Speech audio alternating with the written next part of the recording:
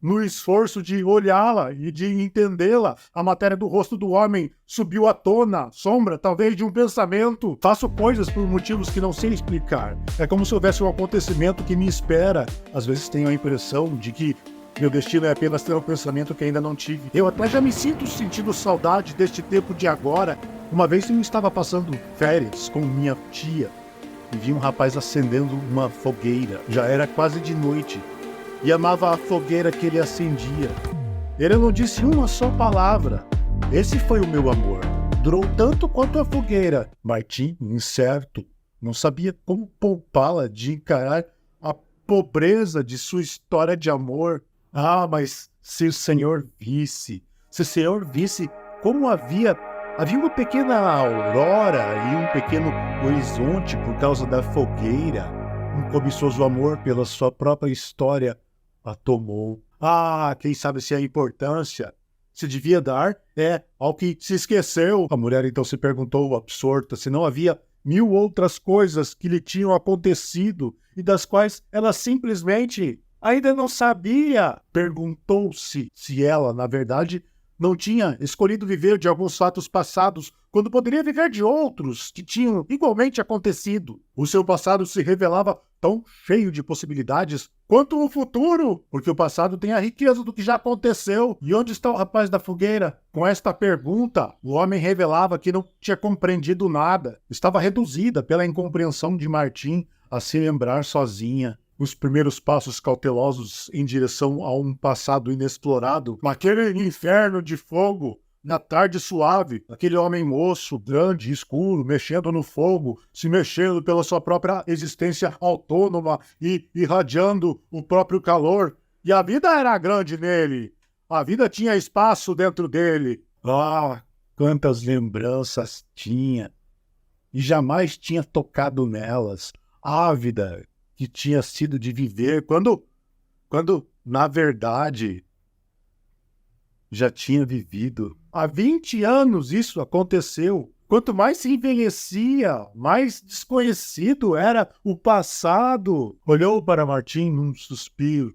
Ele não entendia nada, mas ela não poderia sequer culpá-lo. E como tornar racional o fato de que sozinha ela estava caminhando para aquele pensamento que uma pessoa deve ter pelo menos uma vez na vida. Como poderia ela culpar Martim de não compreender, se também ela não compreendia? Como as pessoas esperam ser julgadas, e para isso trabalham a vida inteira. Era meio-dia. O calor do sol estava insuportável. E se o conhecimento de si própria não a tinha levado até agora a parte alguma, senão a um fundo rochoso, além do qual ela não podia ir. Agora que ela possuía todo um passado pela frente. Nós todos sabemos as mesmas coisas. E, ó Deus, ela não queria ter de novo e de novo apenas um passado. Aquele homem que era cruamente o dia de hoje, o impossível dia de hoje. Ela só tinha coragem de olhar de frente quando já era impossível olhar de frente. De súbito, naquele homem ali, o tempo tinha vindo de tão longe para se esborrachar em hoje. Ela não sabia como ser amada. No fundo, aquela mulher não sabia era nada. Que faço dessa felicidade ao meu redor, que é eterna, eterna e que passará daqui a um instante? O que Martim guardou de Vitória foram imagens sobrepostas e indecisas.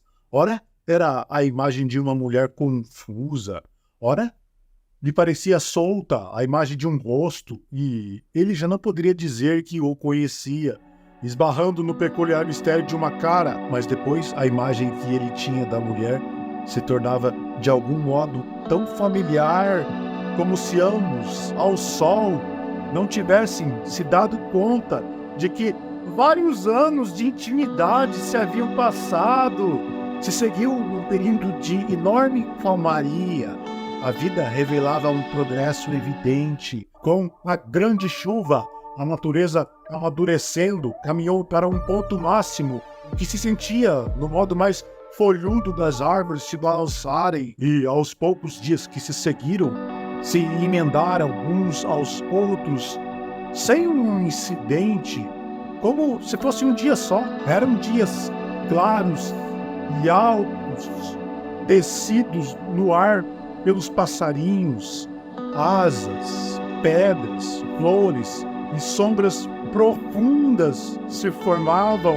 De manhã, no céu altíssimo, os primeiros farrapos de nuvens serviam de repouso para que o olhar pudesse prosseguir na distância. No entanto, apesar de longínquo, o ar nítido deixava a montanha ao alcance de um grito. Uns haviam perdido contato com os outros, cada um se recolheu a uma vida individual. Já absortos, já viviam levemente no futuro. Mesmo o depósito de lenha tinha um ar limpo e varrido. Martim às vezes tentava planejar uma fuga, mas o zumbido das abelhas parecia mais real que o futuro. Ninguém lhe disse jamais que havia ameaça na pobre figura do professor. Aos poucos, Martim já não conseguia trocar uma simples suspeita pela realidade cada vez mais concreta. O calor dourado, cheio de mosquitos de vida breve, mas tão alto e bonito era o céu que Martim, contra si mesmo, se agregou à luz. O vento apressava o riacho. Esse mesmo vento trazia, às vezes, um cheiro pesado, como que do fundo dos séculos. O mundo nunca tinha sido tão grande. Passarinhos ativos como crianças participavam da terra revolvida para o plantio, mergulhavam de asas fechadas nas ondas do ar e do infinito voltavam. O mundo pensava por Martim e ele aceitava. Os cachorros latiam para as nuvens e, em breve, o ar do quintal estava irrespirável, com fumaças sufocantes e folhas carbonizadas dançando no ar. O homem agia seguro e preciso como um tridente, cada vez mais hábil. Por um momento, Martim desviou o rosto do calor para enxugar e viu Vitória entre as fumaças espessas. Ela olhava fixamente a fogueira. Martim mexia na fogueira com o tridente destro e rápido. Suava. Os olhos avermelhados e atentos não perdiam um instante. A combustão não se interrompia.